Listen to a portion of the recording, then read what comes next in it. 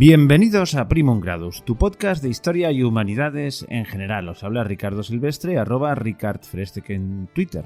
Os recuerdo que el Twitter específico del programa es @Primum Gradus. Nos podéis encontrar en iVoox, en... Anda, ahora no me sale. En Apple Podcast y en Spotify. Y además en la radio de la historia.com. Y he dicho nos podéis porque no solo soy yo en este podcast. Hoy al otro lado tengo a uno de los colaboradores más habituales, Fernando. ¿Qué tal, Fernando? Muy bien, Ricardo. ¿Y tú qué tal? Muy bien, fantástico. Sobre todo pensando que la parte dura del programa la vas a llevar tú porque del tema que vamos a hablar yo sé lo justito.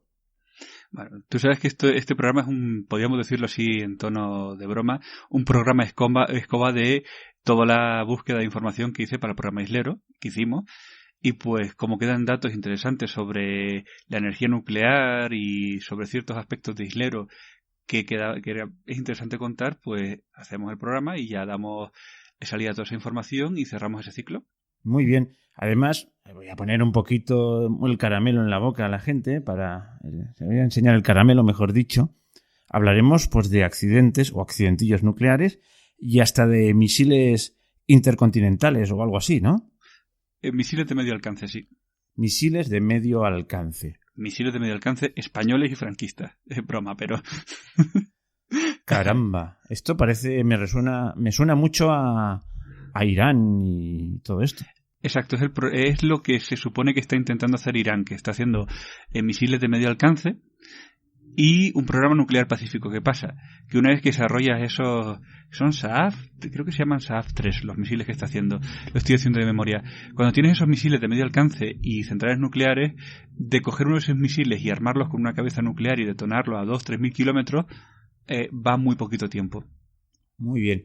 Pero bueno, tú te habías hecho un esquema para llevar un cierto orden y lo primero que había en ese esquema pues eran unas historias sobre accidentes, ¿verdad? Y sobre 6 lugares contaminados.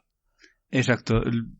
Como me dediqué a buscar todo lo referente a la historia nuclear de España, descubrí que en España solo ha habido accidentes nucleares de nivel 1, que son los que se consideran anomalías, es decir, no hay vertido, no hay fuga, no hay radiación, pero solo hay uno, entre todos los accidentes y accidentillos y los lugares radiactivos, sí hay uno que es reseñable y que se produce en un reactor experimental, el Coral 1, que está, por cierto, en Ciudad Universitaria. Y ahora, para nuestros amigos oyentes, que sepan que no es el único. En Barcelona, si no recuerdo mal, en el País Vasco y no recuerdo si en Andalucía, ahí en las facultades de ingeniería, en esas facultades de ingeniería en las que se forman los futuros técnicos nucleares, hay reactores experimentales todavía. Caramba, la ciudad universitaria está en Madrid, o sea, está en la casco urbano. Bueno, está... Un poquito a las afueras. Ahora mismo está en lo que se podría considerar centro, pero digamos que está dentro de la Almendra, pero donde acaba la Almendra. Sí, o sea, zona intermedia, pero en aquella época estaba a las afueras, o más a las afueras, ahora está en pleno centro, es decir, sí está muy céntrico y sobre todo el vertido que se hizo al río Jarama, así que al río Manzanares, que fue al Jarama, así que, oye, pues, ¿qué quieres que te diga? Es una cosa... Y no es una zona para que se produzca un vertido nuclear, o sea, no es una zona de baja densidad. Pero sí está igual que pasa con el que está en Barcelona, que también está en una zona bastante buena. Entonces sí es muy curioso que en esa zona urbana y universitaria haya reactores experimentales. ¿Y qué consecuencias tuvo este vertido? Porque verter en un río, bueno, en fin, a mí se me pone la piel de gallina. Te cuento lo que pasó. Estamos en el 7 de noviembre de 1970, ¿no? Estamos en el Centro de Energía Nuclear Juan Vigón, que ya no pasó nada de escucharlo. Juan Vigón, este salió en Islero. Era el cerebro, ¿no? De toda la operación Islero. Era el cerebro y luego era el centro donde se desarrollaron la mayor parte de las investigaciones nucleares españolas. Y de hecho ahí está el reactor experimental Coral 1, que es la madre de toda la tecnología nuclear española. Y entonces, lo que está ocurriendo es que se están traspasando 700 litros de desechos de alta reactividad hacia un recipiente, o sea, se están transfiriendo pues hacia un contenedor seguro, o sea, un procedimiento bastante estándar, ¿sabes qué te digo? O sea, pero a las 11:05, decenas de este líquido empiezan a correr por los desagües del Madrid, por los desagües de Madrid hacia el río Manzanares. ¿Y eso? Pues al parecer hay un error humano. Varios miembros del personal estaban de fin de semana porque era sábado y durante 5 o 7 minutos, según la fuente, se estuvo vertiendo agua altamente contaminada, 700 litros concretamente, al río Manzanares. Para un momento. O sea, ¿me estás queriendo decir que este material altamente peligroso lo pusieron en manos, como decirte, de unos becarios? Sí, y no había supervisión adecuada. Fue una cadena de errores humanos y faltaba personal. Caramba, pues es para darles una palmadita en la espalda, ¿no? Pero es que como se ocultó, no se dijo nada a la población. De hecho, lo que se hizo fue mandar personal a tomar mediciones, pero sin querer despertar sospechas. Y se tapó. Entonces, esto sí ocurrió por una negligencia. No queda muy claro quién estaba, quién no estaba, quién era el técnico. Todo se ocultó muchísimo. Y simplemente esos litros se vertieron. Es decir, pues aquí está estroncio 90, cesio 137, partículas de plutonio, y esto acabó llegando hasta el río Jarama, que aún sigue siendo una zona vigilada hoy en día, es decir, una zona de riego de huertas. ¿Riego de? Es una zona con huertas y es una zona con alto riesgo de contaminación alimentaria. ¿Y se sigue con el aparatito este de Geiger que hace... Aún sigue, sí, aún la autoridad nuclear actual lo sigue vigilando. Es uno de los 6 lugares que se vigilan. Porque se supone que el riesgo es bajo, pero la vigilancia sigue porque algunos de los elementos vertidos no se degradarán hasta dentro de 10.000 años. O sea, 10.000 años de contaminación. Exacto, ahora mismo ahora lo que dicen es que es seguro. Pero cuando esto pasó en el 70, ni se avisó a los regantes, ni se avisó a los que tenían huertas, ni a la población. Esos ríos fueron... De hecho, esto llegó hasta Portugal, este vertido. O sea, esto es una cosa... O sea, contaminó... No es una altísima contaminación, porque en Fukushima se han vertido muchos más litros, pero... O sea... A ver, y también te digo una cosa, aquí...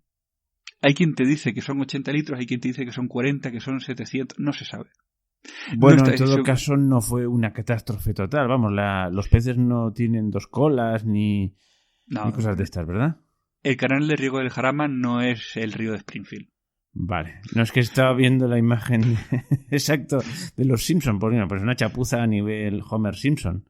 Pues sí, es una chapuza, un Homer Simpson que está de fin de semana, que se le vierte el líquido y no tiene protocolo, porque los accidentes nucleares españoles siempre es lo mismo, el protocolo no se cumple, falta personal, todo muy español, ¿sabes? Muy cañí, y pues bueno, se vierte, y luego el problema que hay es que como se ocultó durante tanto tiempo, porque esto, en la nota de prensa de ABC, esto se empezó a hablar con las comunidades autónomas en el 89, cuando se empezó ya, o sea, esto ocurrió en el 70 y 19 años después es cuando se empieza ya a tomar en serio.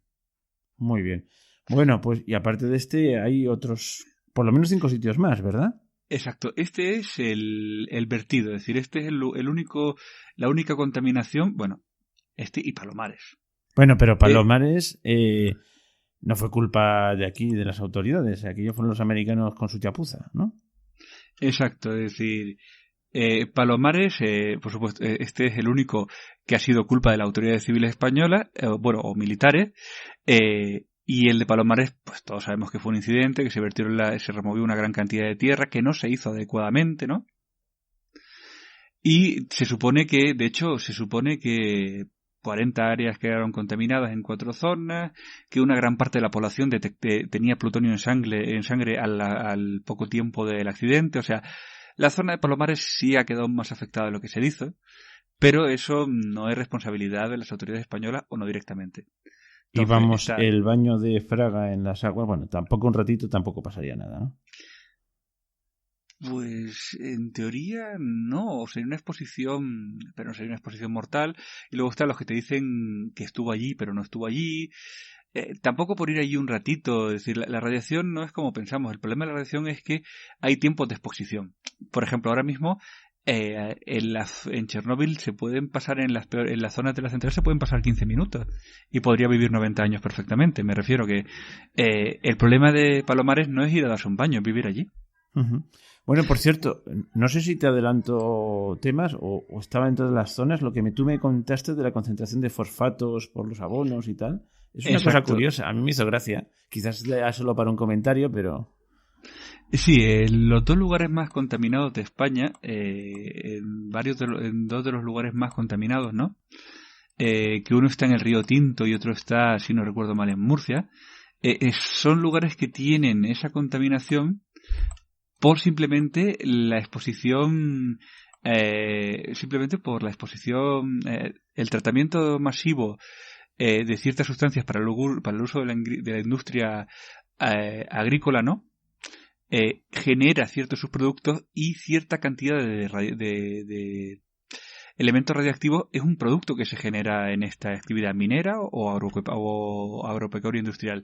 Entonces sí, es curioso, pero el tratamiento de fosfatos sí genera pequeñas cantidades de residuos nucleares que antes se almacenaban en piscinas y no se trataban. O sea de hecho, bueno, perdona, sigue. No, te digo que curiosamente el río Tinto en Huelva es lo más contaminado con cesio 737. Luego está en Murcia y Cartagena, ¿no? Que tiene uranio 238, que son 108 hectáreas de lodos de fosfatos. Y bueno, el río Jarama, que está y por último, bueno, y Flix en Tarragona, pero sí, Murcia y Huelva son los dos lugares contaminados por actividad industrial intensiva. Por fosfatos. Yo siempre me acuerdo de unos anuncios que había: agricultor, abone con fosfato de chilo. Me imagino que en esas zonas de extracción de fosfatos aquello debe ser la pera, ¿no? De contaminación. Claro, es que tú ten en cuenta, bueno, esta es la contaminación nuclear, pero la contaminación química, tú ten en cuenta que, es decir, ahora mismo mientras hablamos puede haber una pequeña cantidad de uranio, de plutonio y no pasa nada porque hay cantidades que son seguras. El problema es que cuando, por ejemplo, un ejemplo claro, la fruta más radiactiva es el plátano. Pero para pillar una intoxicación por radiación comiendo plátano, habría que comer unas cuantas toneladas de plátano. Vale, estamos tranquilos, ¿no? Podemos comer plátanos o bananas con tranquilidad. Pero ¿qué pasaría si nos pusiéramos a refinar plátanos industrialmente? Uh-huh.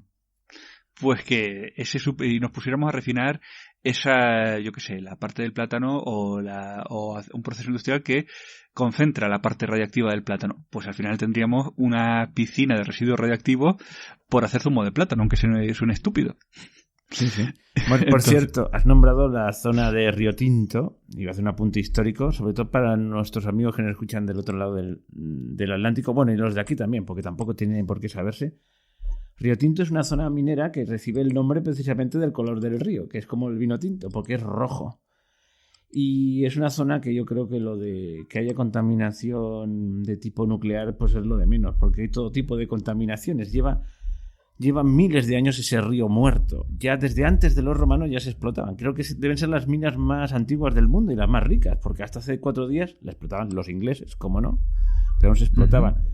Pero de todo tipo de minerales. Incluso parece ser que las extracciones más agresivas las hacían los romanos, que como la mano de obra era muy barata, pues esquilmaba mucho la tierra. Bueno, son unos procesos curiosísimos. Y el río Tinto, en esta zona de Río Tinto, se encontró una especie de bacteria que vivía en condiciones tan extremas que dijeron, hombre, esto podía existir hasta en Marte, porque era en unas condiciones tan extremas con productos tan en teoría tóxicos que era imposible que hubiese vida y se encontraron ahí. Sí, eso es lo que se conoce como extremófilos, que son organismos que se escapan a lo que conocemos de las condiciones de la vida condicional. La verdad es que el Río Tinto es un entorno contaminado, pero a la vez fascinante. Sí. Bueno, oye, ¿nos quedan más sitios por ver? Una vez he hablado de Huelva, una vez he hablado de Cartagena. Hay otro lugar que es Flix en Tarragona, pero está controlado, es decir, es simplemente fruto de la actividad de la central, no pasó nada. Y el canal de Jarama, que sigue siendo vigilado. Este ya lo hemos nombrado. Que se supone que está seguro. Y esos son los 6 lugares que hay en España. 2 por accidente, uno español, otro no. 2 por actividad industrial. Y otros 2 por... 3. Los 3 de Cartagena, 2 en el Río Tinto, 1 en Cartagena, por actividad industrial, y 1, pues, se supone por una pequeña actividad de la central de la zona, pero ya se supone que ese ha sido limpiado, ha sido hecho aquí, las centrales se están desmantelando y no están dejando residuos ni nada. Bueno, pues seguimos con el guión, ¿no? que nos o eso en deparó... teorías. Perdón. No, te decía simplemente teoría. Y ahora con el guión seguimos, como te he dicho, el del CIEMAT es el único, el de Ciudad Universitaria es el único vertido de radiación ambiental española, ¿no? No ha habido más.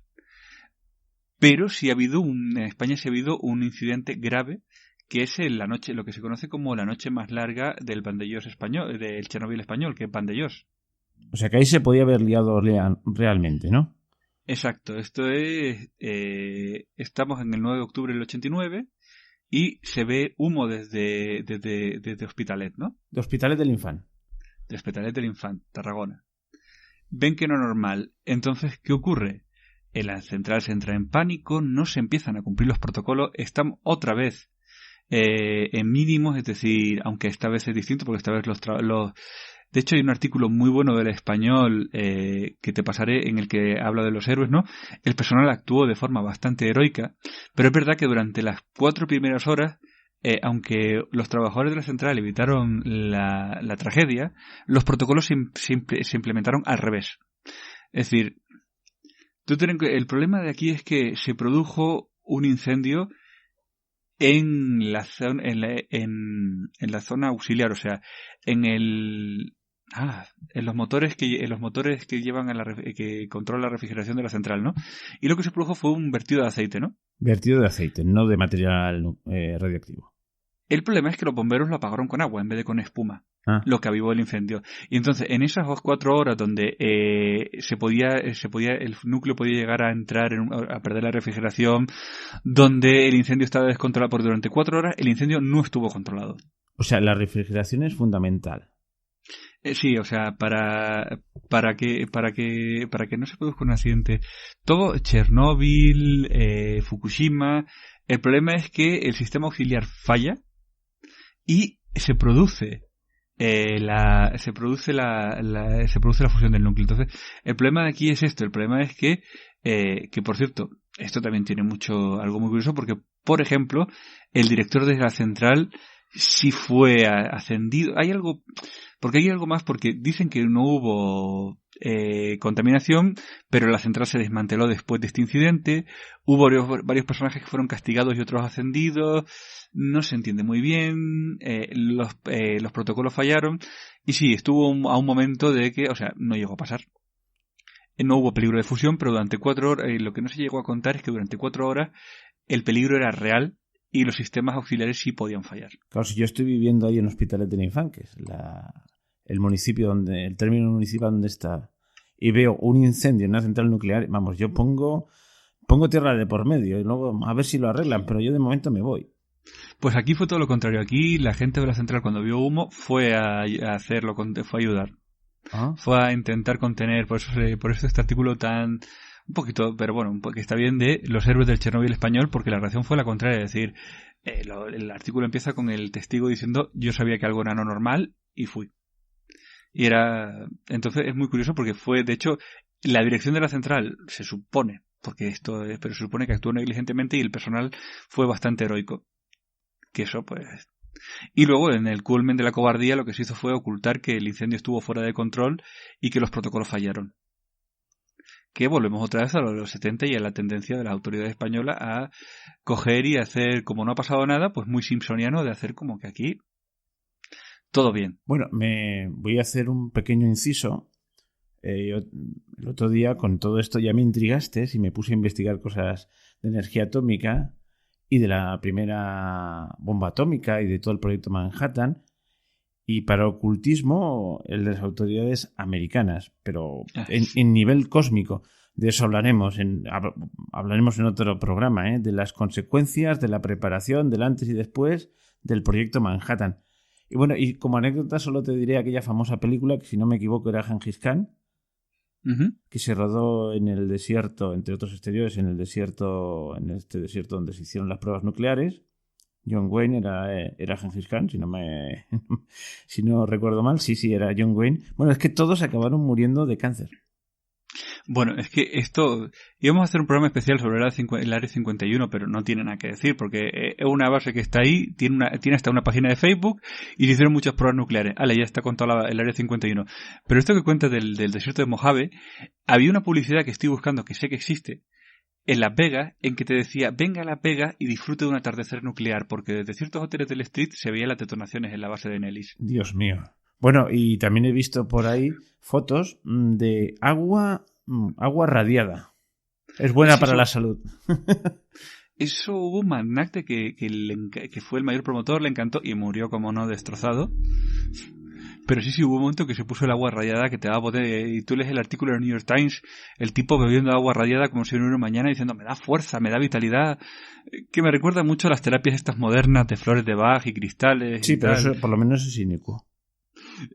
Sí, pero la tendencia es la misma, la de creerse cosas que no están sin comprobar. Pero lo más terrible que vi yo fue cuando los americanos hablaban de las consecuencias de la bomba en Hiroshima y Nagasaki y dijeron, hombre, al principio murió mucha gente muy rápidamente, pero al cabo de 10 días se pasaron los efectos y la gente seguía muriéndose y ocultando. Pues es una cosa terrible. Es que hay algo muy curioso. Leía un epidemiólogo sobre el tema de Chernobyl, porque estaban hablando, en todo esto que estoy buscando este tema, que me está interesando un poquito, ¿no? Estaban hablando de que la gente en Chernobyl se moría menos de lo que pensaban, ¿no? Y etcétera, etcétera, y que la gente es más radiactiva. Este tipo decía, no. Todo lo contrario. Lo que pasa es que hay personas que son más resistentes a la radiación y menos resistentes. Las personas menos resistentes a la radiación mueren muy rápido. Y las personas más resistentes con las que se hacen los estudios viven más tiempo. Oye, que nos estamos saliendo del tema, ¿eh? Pero por eso te digo que ¿por qué es tan importante esto? Porque la radiación sí es verdad que no es tan letal como se dice para ciertas personas. Y eso, ¿por qué para unas personas es letal y para otras no? Está aún por estudiar. Pero te digo, hay personas que pueden vivir en el área de Chernóbil. Hay gente, y creo que era Hikikomori, gente que sobrevivió a las dos detonaciones de Hiroshima y Nagasaki y llegaron a los 90 años. Y hay gente que por un poquito de estroncio 90 pilla una diabetes y se muere. Bueno. Me refiero que es un campo que aún está, y como los estudios están mal hechos y hay mucha opacidad gubernamental y no se hacen bien los estudios, pues digamos que los datos actuales son insuficientes. Y lo podemos dejar, es una cosa que se tiene que decir. No estoy diciendo ni que para bien ni para mal, porque sí, para un grupo de personas no es tan mortal y para otro grupo de personas es totalmente letal. Y ya está, y no hay más, que es una cosa que si se pone uno a investigar los datos se ve que está ahí. Pero bueno, eso ya sería para otro programa de salud, medicina y autoridades gubernamentales. Y solo cabría hacer el apunte de que como forma de producción de energía pues tiene unos costes que para tener la tortilla hay que romper los huevos. Y digamos que es una contaminación muy bestia, pero que en principio no tiene que salir al exterior. Si no hay un escape, pues hay cero contaminación en la zona. Ahora, cuando hay un escape, pues agárrate. Si pones una central térmica, la contaminación está asegurada y el aire está sucio. Has de barajarlo todo. Pero de todas maneras no hay ninguna forma absolutamente limpia de conseguir energía. No, por supuesto, este no es un programa antinuclear, porque también te digo una cosa, es decir, vamos a ver una cosa, la energía más contaminante del planeta y que más cáncer ha provocado es la quema de leña. Y tener una chimenea en el salón con humo que no ventila bien es mucho más mortal que el poquito yodo que provoca una central nuclear. Casi cada año cuando llegan las Navidades, en la crónica de sucesos hay tal familia murió por un brasero, estaban en el pueblo. Y lo del brasero yo no sé cómo no se prohíben, pero el brasero es ese recipiente metálico con carbón dentro, en una zona, en un sitio cerrado. Es peligrosísimo, por ejemplo. Sí, y la gente que muere por monóxido, por la calefacción, me refiero que, salvo vivir en una cueva comiendo moras, el resto de las cosas genera contaminación. O sea, no pensemos que... Pero no solo nosotros, es decir, también los bosques se queman de manera natural, es decir, hay ciertos riesgos. Simplemente una cosa que quiero dejar clara es, ahora mismo la energía nuclear no es que sea segura, es que es segurísima. Es decir, los reactores de cuarta generación Westinghouse son una maravilla técnica increíble. O sea, pueden explotar, pero como puede explotar, porque como hablamos en el programa, en la preparación de esto, el mayor accidente de la historia humana no es nuclear, es el de Bhopal, que causó muchos más muertos que Chernóbil. Entonces, no pensemos que, o los incendios del Amazonas, o los terremotos, no pensemos que es que esto es un mundo de fantasía y de Disney. No, yo lo que estoy diciendo, y por lo que hacemos este programa es, ojo, hay que tener conciencia de lo que es la energía nuclear, para pedir seguridad nuclear, ya que la que tenemos que tener. Como hay que pedir seguridad, como tenía que haberlo pedido el gobierno indio, cuando se instala una base de química como la de Bhopal. Exacto. Igual que hay que pedirle Bhopal a la señora de la casa rural a la que vamos para que nos ponga la chimenea que ventile bien. Efectivamente. O sea, bueno, sí. Esto no es decir, oh, Dios mío, no es... Señores, las cosas pasan. Si necesitamos energía nuclear, que sea segura. Y si vamos a una casa de vacaciones, por favor, asegúrense de no morir por monóxido o por un brasero. ¿Seguimos el guión? ¿Esto estaba dentro del guión o nos hemos salido? Nos hemos ido un poquito, pero ahora con lo que vamos con el guión es una parte más técnica. En España nunca ha ocurrido un accidente de nivel 2 o 3. El del CIEMAT no está dentro de los registros porque no se oficializó. Pero sí voy a contar un poquito los pequeños incidentes que se consideran anomalías por los que se han puesto sanciones, algunos de 1 millón, otros de más, a las centrales por fallos en protocolo. ¿1 millón de qué? De euros. Vale. Porque si es de pesetas, bueno. Pero, por ejemplo, en Almaraz 1 y 2 existió posibilidad de fuga, ¿no? Aunque no quedó claro. Luego, en Ascó 1 y 2, en 2008, en abril de 2008, el incidente estuvo a punto de pasar a nivel 2. Pero no hubo detección, no hubo, las mediciones no dieron como resultado fuga radiológica. En Vandellós en el 88 y en el 89 hubo un incidente de nivel 3 que no provocó emisión, pero llegó al nivel 3. Es decir, bueno, lo de nivel 1, lo he dicho mal, es decir, era un artículo de prensa que había leído, pero estoy viendo en este otro que es más completo, que es mentira. Cuidado con la propaganda. Caramba. Sí. Cuida tus exacto. Fuentes. Sí, perdón, no, es que esto, porque es que mi fuente era una página que se supone que es bastante fiable de jóvenes nucleares. Y estoy viendo esta otra fuente que no es cierto, o sea que se supone que esta gente tiene cierta oficialidad, pero ya veo que no. Bueno, en aquí fin, demostramos que usamos fuentes. No lo sacamos de la manga. Y que si me equivoco, no hay problema de decir, yo le tenía cierta confianza, pero ya veo que es más bien un grupo de un lobby de propaganda que algo real. También te digo que el nivel 3 también está dentro de lo seguro. Sigue sin haber fuga. Lo que pasa es que no se puede decir que porque no ha habido fuga todos son de nivel 1, porque no es así. Pero bueno, ya veo que la propaganda...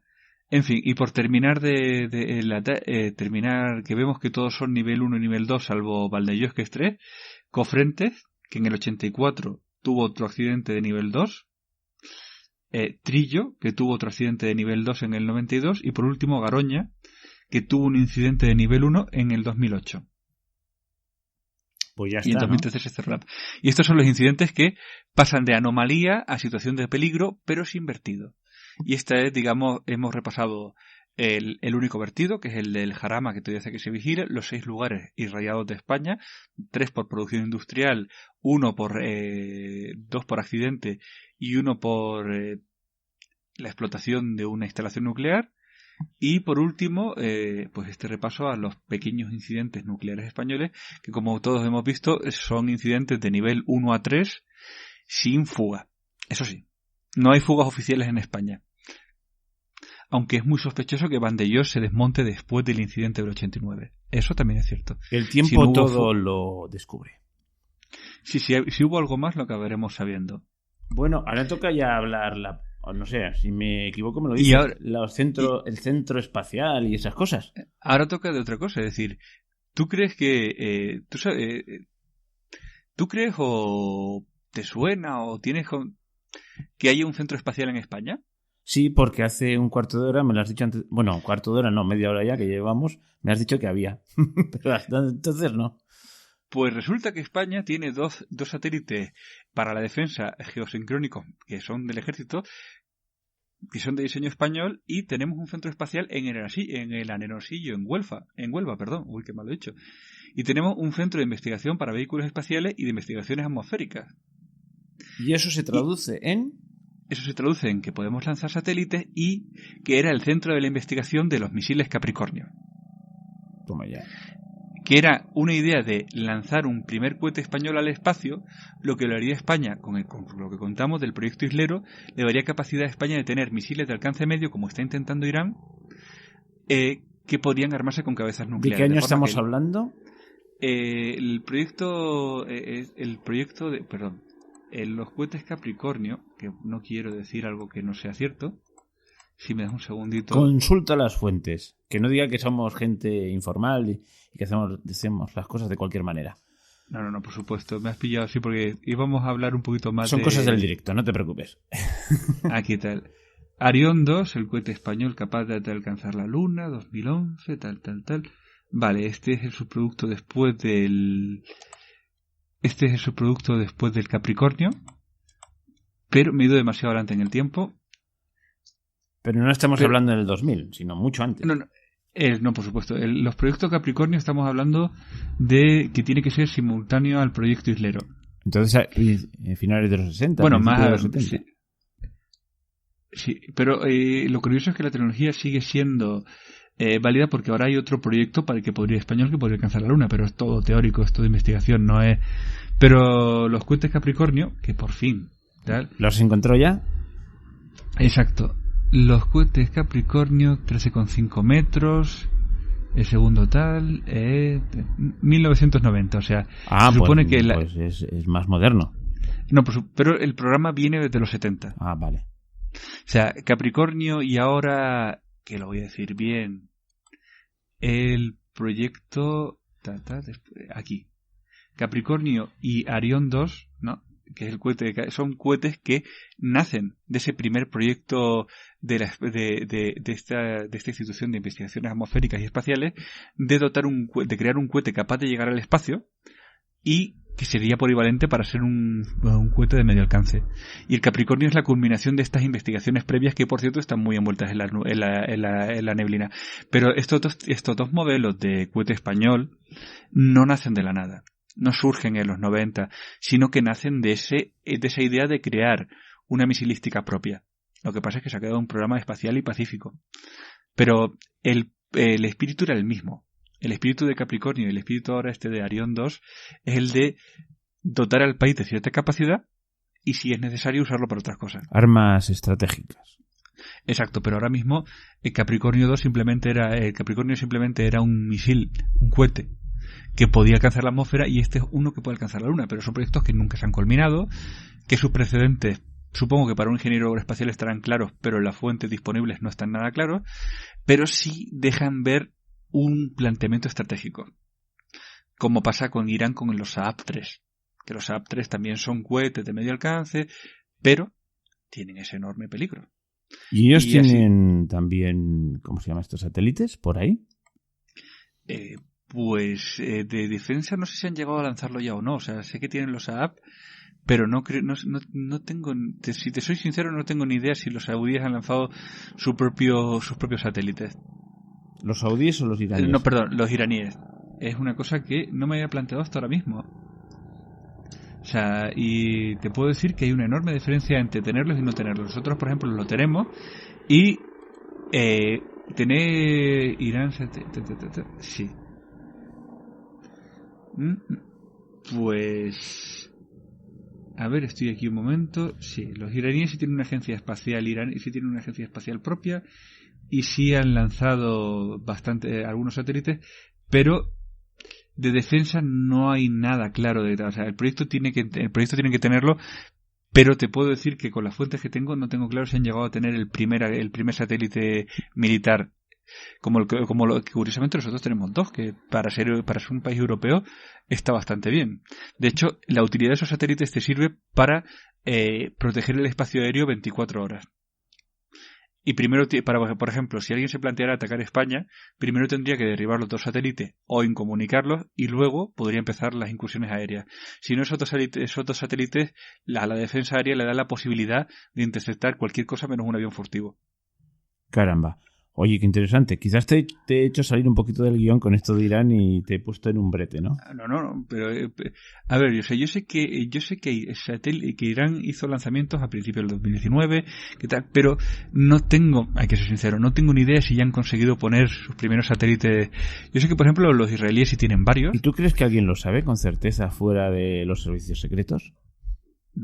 pues algún especialista en el tema militar sí, pero gente más profana estoy seguro que no. Por ejemplo, no conozco a nadie que te pueda decir cuántas bombas atómicas tiene Israel, cuántos satélites tiene Israel, cuántos satélites de defensa tiene China, o yo qué sé, cuántos satélites tiene Francia realmente, o cuántas bombas tiene Francia realmente. Uh-huh. Esto es muy curioso, es decir, nosotros, aunque parezca mentira, los españoles somos potencia media, es decir, no tenemos armas punteras, pero sí tenemos ciertas armas que nos dan cierta ventaja que otros países tienen. Y los iraníes la dictadura iraní está intentando hacer lo mismo que intentó hacer la dictadura franquista, que es, sin meterse en muchos problemas, tener un programa de defensa propio. Pero se está metiendo en problemas. Hombre, porque igual que a Guerrero Blanco, pues alentaron o hicieron que lo quitaran en medio según la visión de cada uno, está claro que un país del tamaño de Irán o un país del tamaño de España con cabezas nucleares y satélites que te dan capacidad de tener cualquier interjección aérea, está claro que es algo que te cambia el escenario y es muy peligroso. De hecho, por ejemplo, el gobierno israelí lleva avisando, y el Sahel, que no van a permitir que tengan capacidad nuclear ni que tengan capacidad de armar un misil, y que antes de eso van a la guerra.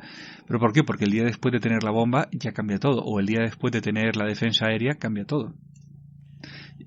Eso, vivimos en un mundo más complejo de lo que parece, y por eso digo que, aunque se lleve de perfil bajo, que por lo que contamos lo del proyecto Islero y por qué el Capricornio nunca se lanzó y por qué este proyecto tan bonito de Arión nunca va a salir, porque esto es por si hay un escenario. Pero está claro que una potencia media no puede dar el salto porque no se va a permitir. Y el problema de Irán es que lo que quiere su gobierno es dar el salto.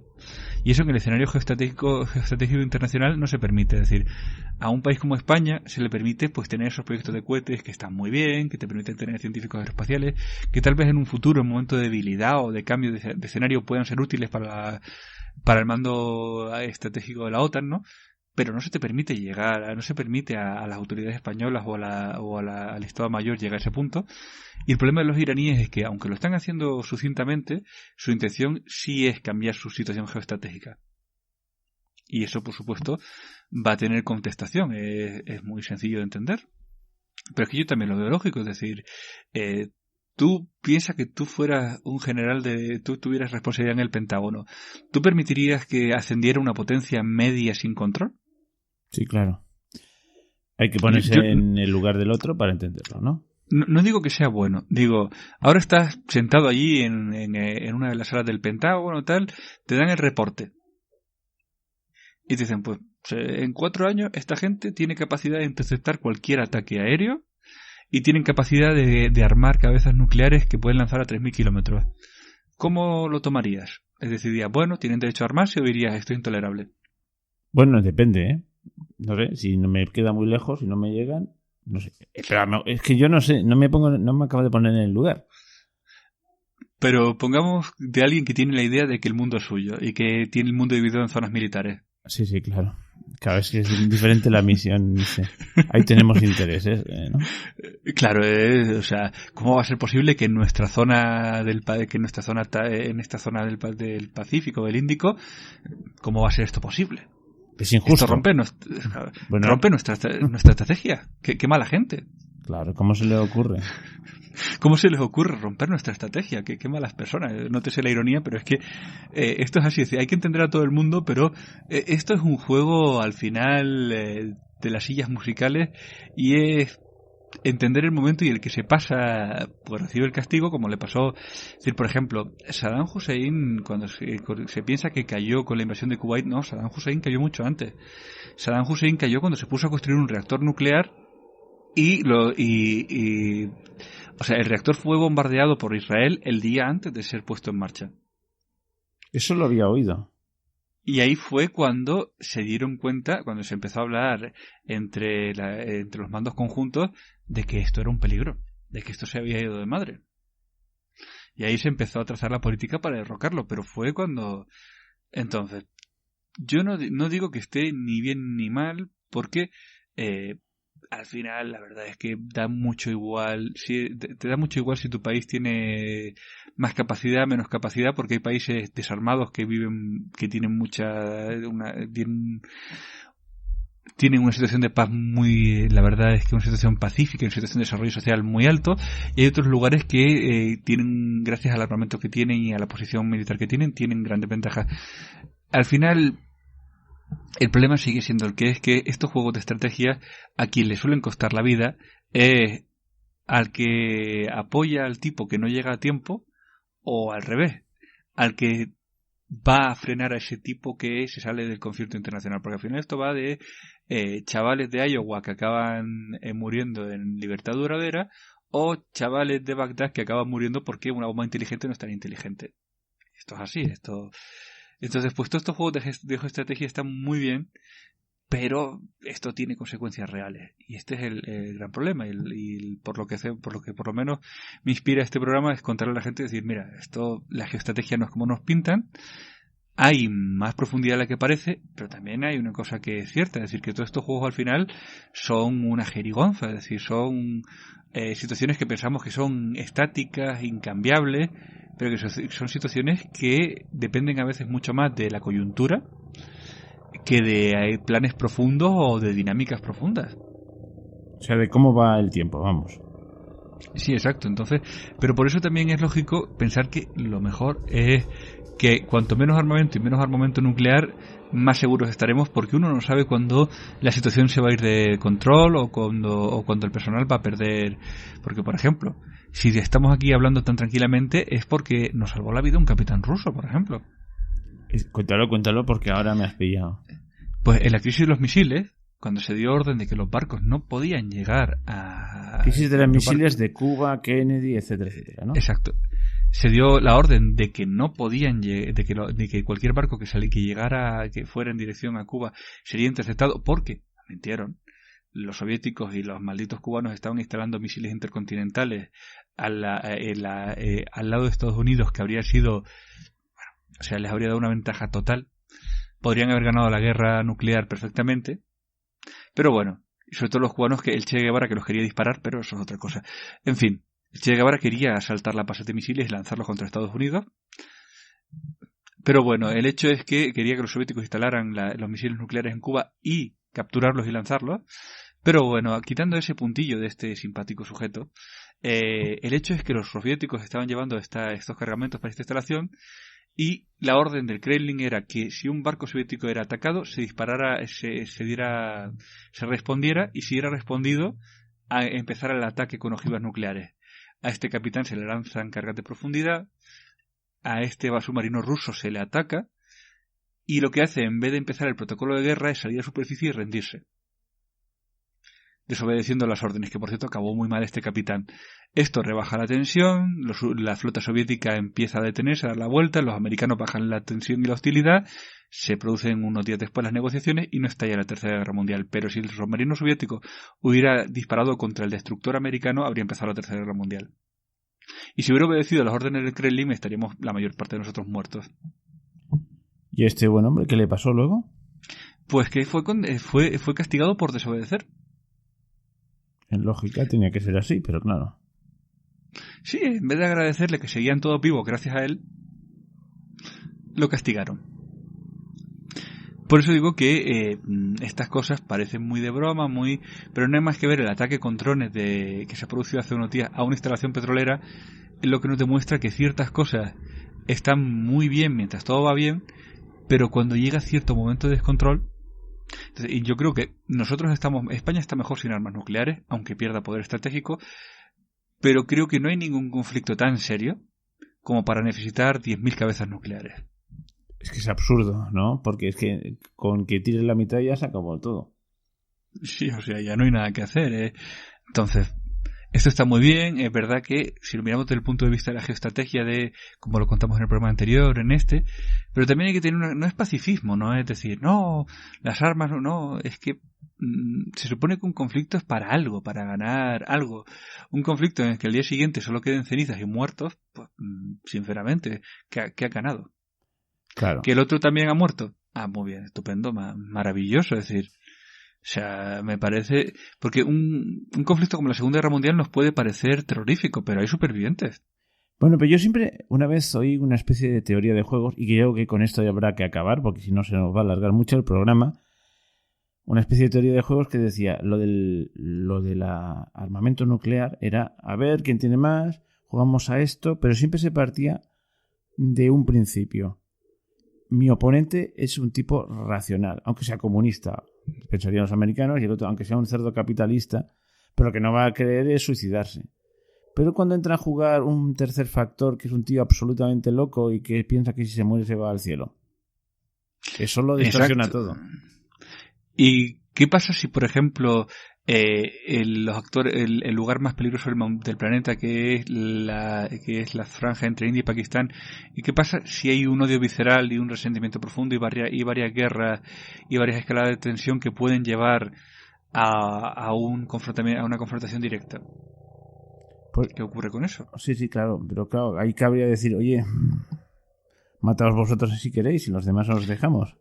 Sí, pero un conflicto regional entre Irán y la India son 200 bombas lanzadas a la atmósfera y varios cientos de millones de muertos, si no miles. Sí.